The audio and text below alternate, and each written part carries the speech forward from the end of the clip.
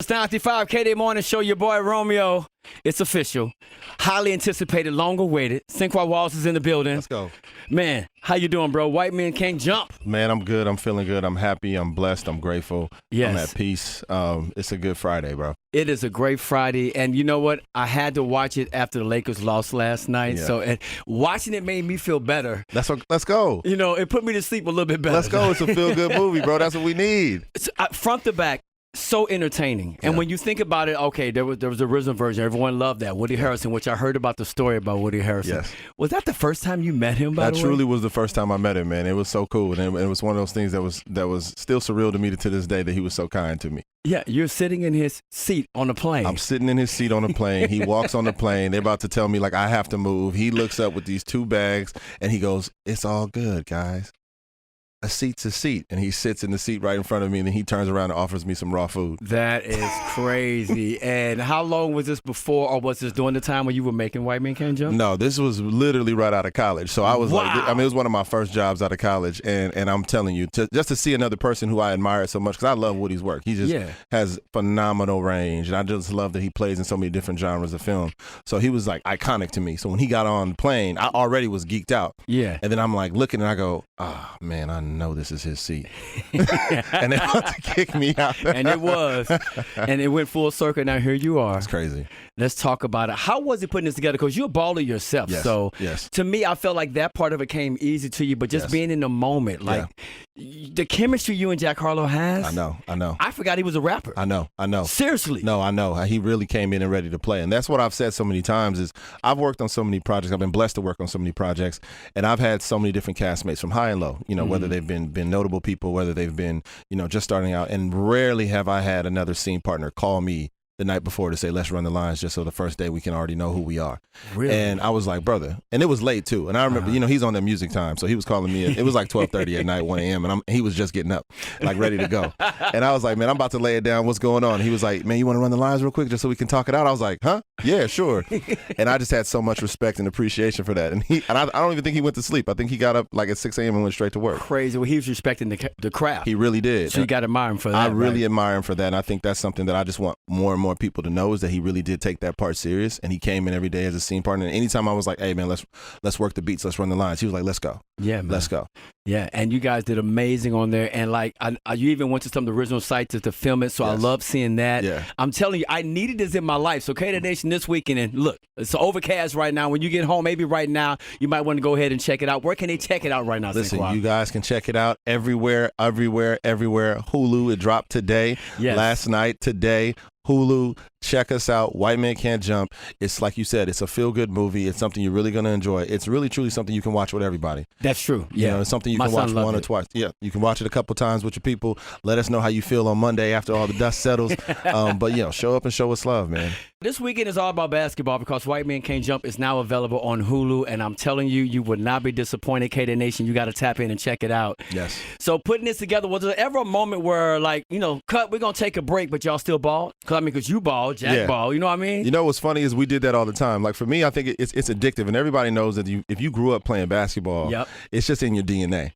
So a lot of times, this is one of those films that I got to do where it was just something that was so innate to me. And at lunch, I would still go work out. I would still go get up a shots. Like I always tried to challenge myself to get at least like 100 to 200 shots at lunchtime. Wow. So I would go and still get shots up, or I'd stand on the sideline and be like, okay, let me just run off 10 real quick. And I think it just got infectious for everybody because the ball is there. And if you grew up on the playground playing ball, if you grew up doing AAU basketball, whatever it was, you naturally are going to want to just dribble or shoot or something. And that's why no one really left set. Not even Chuck, not even our director. He would dribble a little bit too. We catch him like trying to like make a little move and everything like that too. Because what I noticed, without giving it away, because you got to check it out, K-Day Nation. Early on, like when y'all had that little challenge, I was like, I think he hitting these for real. Oh yeah, that was us. Like he really hitting that. They're not editing that. No, and that was something that like I will genuinely say our director was really emphatic about from the beginning, from the time we all first met and we sat down in our first rehearsal. He was like, we're not going to cut away. He was like, so y'all gonna have to make these shots, and just naturally, because if you are a competitive person, and if you grew up playing sports, and Jack grew up playing soccer, and he is a very competitive person, and I think, like I always say this, you know, namaste, the light in me sees the light in you, and I say we saw each other because I am supremely competitive. So it was like, okay, he hit one, I had to hit one, I hit one, he had to hit one, and so naturally, once they call action, we were locked in. And we were like, all right, we are literally trying to one-up each other. That's dope, man. Sinqua Walls hanging out the K-Day Morning Show. Of course, it's all about White Man Can't Jump. You can check out on Hulu. Tell your friends, your mama's daddy. Everybody got to go check this out. But let's talk about the Lakers last night. So my word today is really, and how should I use that word? Should I say the Denver Nuggets are really good, or should I say the Lakers really messed that game up last night? I think the Denver Nuggets are really good. I think the thing about the Denver Nuggets is they play the same game. I look at what the San Antonio Spurs did back in the day. Yep. The Denver Nuggets don't let you change their pace. And even if you get a run, a lot of teams will start to play the game of the person that's kind of being more aggressive.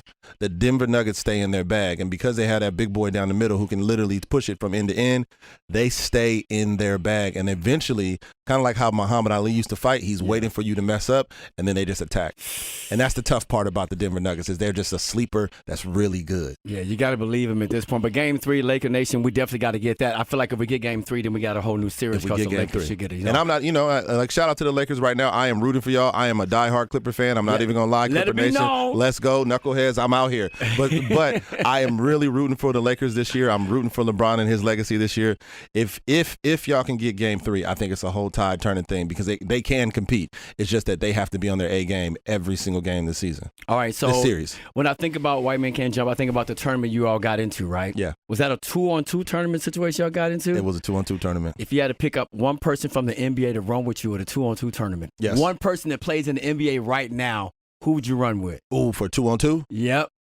Giannis. Giannis? Okay. Giannis. I think because Giannis is aggressive. I think Giannis can pass the ball. Giannis does a little bit of everything, and he's a competitor, and he wants to win. It's tough because I would always go with LeBron. I think he's the one person you can build a team around, and you'll go to the championship instantly. Yeah. But I just think right now, I would go with Giannis.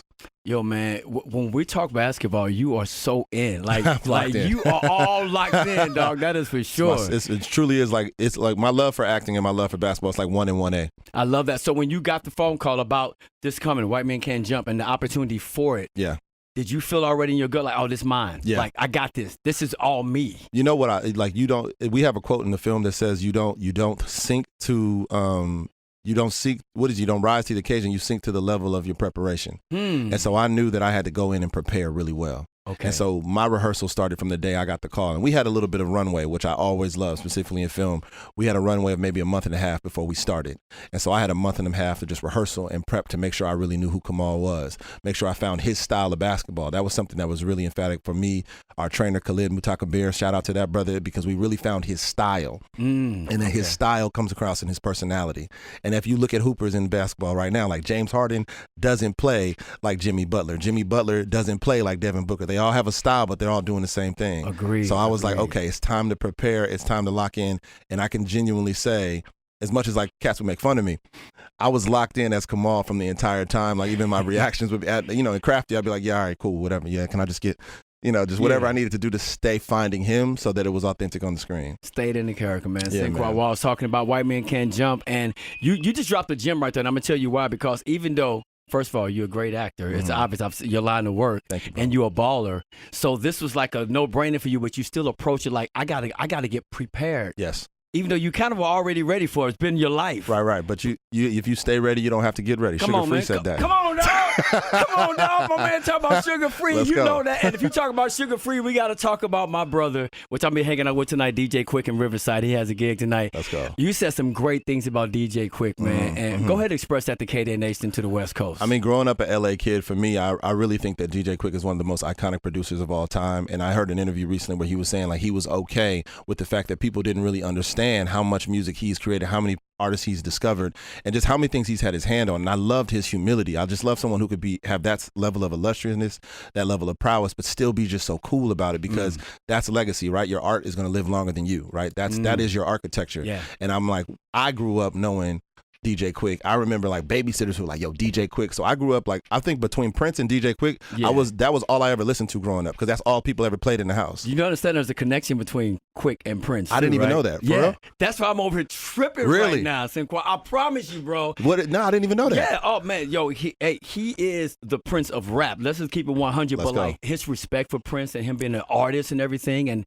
the time that he met him, Quik talks about that all the time. That's wild. And you just came out with that, bro. If any, like, it's funny because I think, there's all these little hidden gems in my life, and if people like catch it when I post on Instagram or whatever it is, the people that inspired me the most, like I can genuinely say, it was Prince, Michael Jackson, DJ Quik, Stevie Wonder, Muhammad Ali, Malcolm X. Like, you see like these little moments of just like true, trailblazing artistry that I'm always trying to just find my way into it. Yeah. But DJ Quik and Prince are two people that truly, truly inspire me. Man, look, whenever you're in LA, you got to come just hang out on the radio show, just on GP, like for real. Let's go. Sinqua Walls is hanging out with me. White Man Can't Jump, available on Hulu. You got to make sure you enjoy that this weekend with the family. Yes. All right, so we talk about DJ Quik. Yes. We talk about different artists.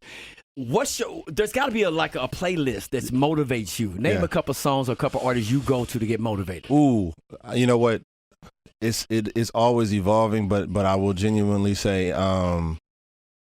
Wale's Ambition. Okay. Easy to dream a dream, but it's harder to live it. Mm-hmm. Meek Mill, Dreams and Nightmares. Yeah. That T Grizzly song that everyone was going crazy for when he was like getting hyped. Remember that was a couple years ago, T Grizzly. I still love everything Tupac, man. Yeah. Like I still like All Eyes on Me, like that whole album. Like anything Tupac, I will always get hyped for. Cannot go wrong with that. I got so many because I try to just listen. I just try to take in music now. Like I'm really just becoming much more of a music connoisseur to just have things that can be inspirational in different pockets of life, right? Yeah. That's so dope. But yeah. I like to list you through at me for real. And then we think about now we're pushing White Man Can't Jump on Hulu, right? What's next for you, Sinqua? Like, you already got some things lined up coming up? You know what?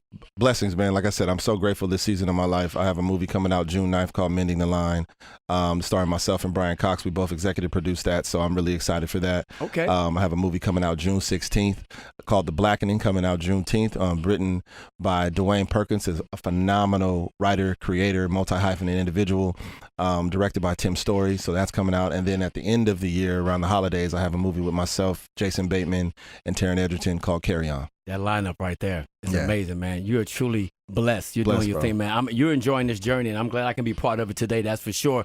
So when we think about actors or actresses, name a couple that growing up you was like that inspires you to say, this is what I want to do. For sure. I think Denzel Washington, Meryl Streep, Marlon Brando, Jack Nicholson, Matt Damon, Sandra Bullock, Don Cheadle, Lawrence Fishburne, Samuel Jackson. Yeah. Oh man, Jeffrey Wright. So gotta shout out Jeffrey Wright. And the thing is, I just love the variety. I love it. You know what I'm saying? It's not just one lane. It's just like some of the artists you said that motivate you. Absolutely. You know what I'm saying? Absolutely. That mass appeal is everything, man. Absolutely. All great artists have range, and I think those are the people that I saw that just had the most range and would tell different variations of characters each and every time. And so when I fell in love with acting in movies, it was like, I want to be a movie star. Well, I just want to be like the actors I see in the movies. Yeah. Because they were just creating stories and being something different every time. Yo, man, we're having such a good time up in here. But let me ask you this. You were just saying you haven't had a chance to watch it back yet. Yeah. How do you feel watching your own work? You know, it's funny because the parallel between, or the correlation, I'll say, between acting and athletics, it's like game tape to me, man. Like, I'm not one of those people that get self-conscious watching himself. I actually enjoy it. And I watch it just to see, like, did what I do land, right? I'm like, okay, did it land? Did it work? And if not, I'm like, I watch my movies and I take notes. Wow. And I'll literally be like, all right, cool. Like next time, like blah, blah, blah. Were you really committed in that moment? Things that I don't think the audience would pick up on. But I just think from all the years of sports and watching game tape and, film in the room with your coaches, I still approach watching my projects the same way. And I'll just take notes for improvement for the next time. Because I don't think you ever arrive. I think you just get better every day.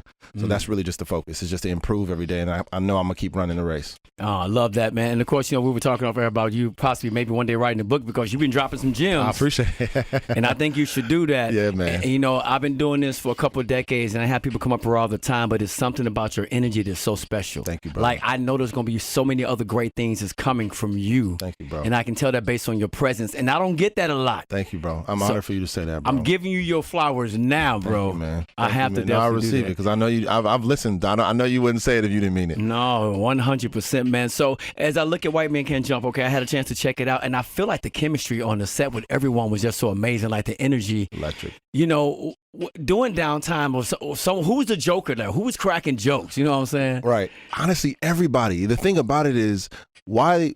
And I'm excited for audiences to watch it. And I'm excited for people. And everyone that's seen it is like, man, it's so much fun. And we loved it. We had so much fun making it. And everyone bought into the same system. We all understood it's our opportunity to pay homage and respect to the original and update it to what they inspired us to do. So you didn't get a person sleeping on the job, right? Like whether it was the cast, whether it was the producers, whether it was Crafty, whether it was the crew, like everyone was always all in, and we really just had a family every day. And it's so rare to say that, specifically on a movie, because we get a snapshot of time. In TV shows, you get a little bit more time to build with people. Yes. A movie, it's a window. But everybody came in every day wanting to be there. And I remember we had a screening this weekend when we wrapped. One of our wardrobe stylists, wardrobe costume designer, Shay Limley, who killed it, she said, like, when we wrapped our last day, we all stayed after and just hung out in the parking lot. No egos. Because nobody wanted to leave. We were like, man, this was something special. So the jokes happened from everybody. They crack jokes on me. You know, they crack jokes on Jack. We crack jokes on wardrobe. We crack jokes on Chuck, our director. You know, everybody nobody was safe, bro. We crack jokes on everybody. Man, that is crazy. White Men Can Jump. Look, you got to check it out. It's on Hulu. And I'm going to tell you, a lot of people when they first heard it was coming out like, well, you know, I like the original. You have to see this because, let me tell you something, it's a level up from what it was, the original. No shade on that. Yeah. That is what it is. It's a classic. But what you guys did to it is so special, man. So I salute you and the entire cast on that for sure. Thank you, bro. That's something that I'm really hoping that over the weekend people will discover even more in an even greater capacity is how different we are than the original, but how inspired we were by the original. So when you watch it, you see these moments that you go, oh, I remember that location. Yep. I remember that. But that's because it was an inspiration for us. And we didn't want to lose those because we got to pay homage to that. But then people will say, oh, this is an updated story that's so unique and so different. And that's not cap. That's really the truth. Yeah. Because every day we were like, all right, how do we make sure that we still honor their legacy? Right. And when it was like, okay, we might get them in the movie, we're like, let's go. So it was always like, we're doing this in honor of them. So I know audiences will see that too. White Man Can't Jump on Hulu. Sinqua Walls, a superstar in the building. Thanks, bro. I appreciate you stopping by. I appreciate you having me, bro. When you have time after you get through with this run, I don't know when you're going to have time because you're always working, but let me know. Me, you, and DJ Quik going to go break bread. Say less. Done. Y'all heard it here. I'm signed up. He signed up. Yo, 2-3, man, do what you do right here at 935K. It's Friday. Let's go. Let's go.